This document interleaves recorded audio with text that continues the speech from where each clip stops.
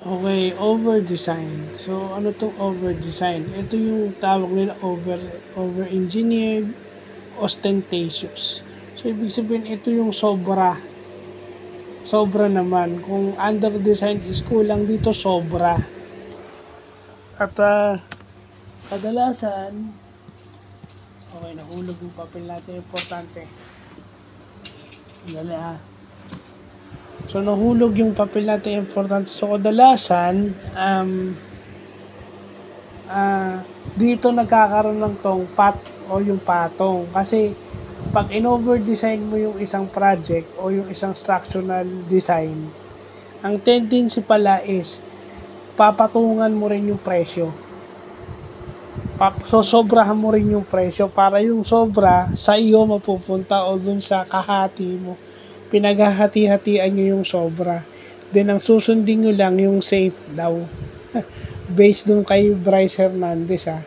So, kasi sa software systems, meron din kasing over-design na software na sobrang ganda ng user, ng GUI, ng graphical user interface, sobrang pulido ng code na minsan hindi na napapakinabangan ng user. Kasi sa sobrang over-design na siya. Diba, over-design na siya. So, pag over-design, hindi na siya napapakinabangan ng user for its intended purpose. Ibig sabihin, lumalayo na siya dun sa talagang purpose niya kung bakit siya ginawa. Kasi, yun na nga, nasabi ko na nga before, ang ginagamit kasi dyan is direct unit cost analysis o yung DUCA. Unit cost yung factor. So, pag unit cost, may patong talaga.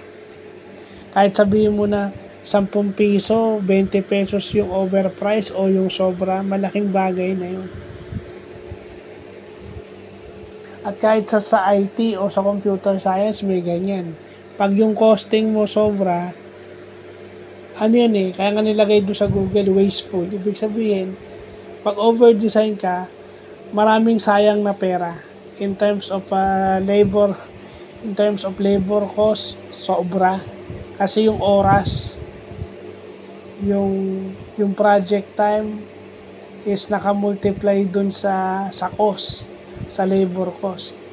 So, wasteful. Kasi kung dapat tapos na siya ng mas maaga at mas nagagamit na siya ng mas maaga, hindi. Minsan pinatatagal nyo para may extra bayad, which is mali. Wasteful na yun sa kumpanya at saka kung sa engineering naman, sa gobyerno, hindi naman napapakinabangan ng tao. So, yun lang po.